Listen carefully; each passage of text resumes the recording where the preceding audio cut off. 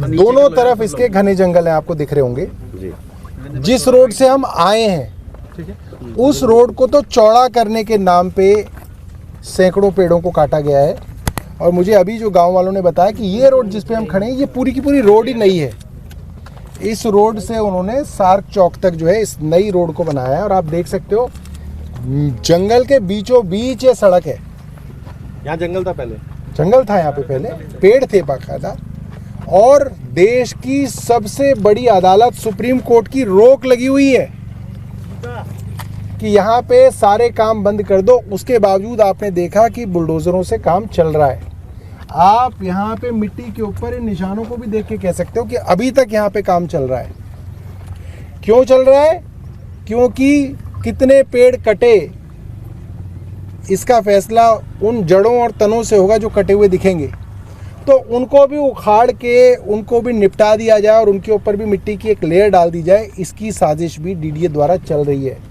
Supreme court की रोक के बावजूद चल रही है। दूसरी बात आपने देखी होगी, जैसे ही हम छतरपुर से अंदर घुसे गौशाला रोड पे, आप लोग यहाँ पे पहली बार आए हैं और आप पत्रकारों में से मुझे एक दो ने कह दिया कि मंत्री जी इस सड़क के एक तरफ तो सारे फार्म हाउस हैं, बड़े बड़े करोड़पतियों के, अरबपतियों के, और एक तरफ जंगल था। पहली बार में आपको दिख गया जी।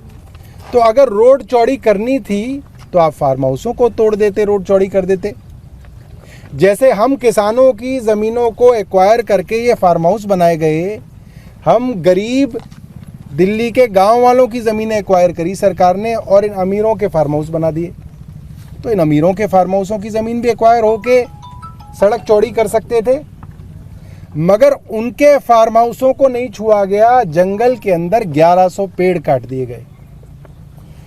एक और मैं आपको बात बताता हूँ, यहाँ पे आसपास के लोग बताते हैं, चाहे तो आप इंटरव्यू ले लीजिएगा, एलजी साहब एक बार नहीं कई बार आए हैं।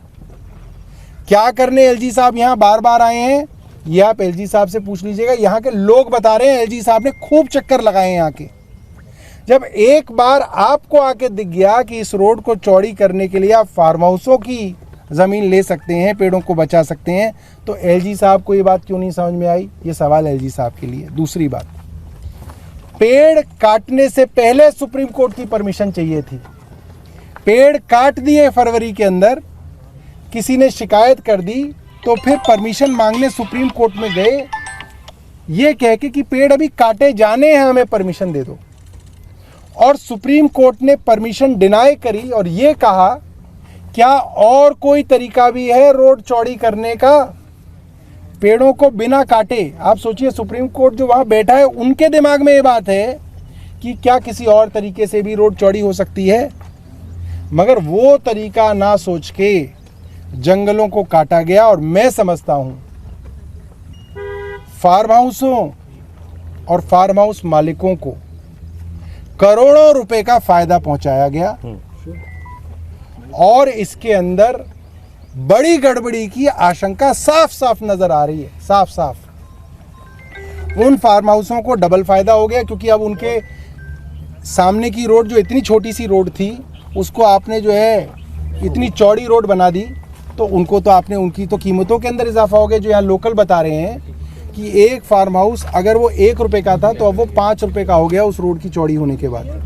तो फार्म हाउसों को जिनकी ज़मीनें लेके आपको रोड चौड़ी करनी थी, उन फार्म हाउसों की ज़मीन को बिना छुए उनको करोड़ों रुपए का फायदा पहुंचाया गया।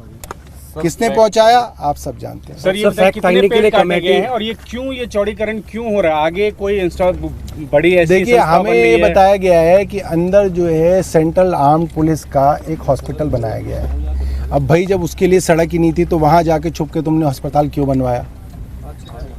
उस अस्पताल को कहीं और बनवा लेते। नरेला, नजफगढ़ में दुनिया भर की ज़मीन पड़ी हुई है, डीडीए की ज़मीन है, उस पे बना लिया जाना चाहिए था। ये पूरी तरीके से जो है, और ये यहाँ सामने जो है सीबीआई के क्वार्टर बनाए गए हैं। फैक्ट फाइंडिंग के लिए आपकी ये कमेटी बनी है, क्या कुछ तथ्य आपको यहाँ से मिले हैं जो 12 तारीख को सुनवाई से पहले आप सुप्रीम कोर्ट के सामने रखेंगे? यही तो सारे तथ्य आपके सामने आए। आप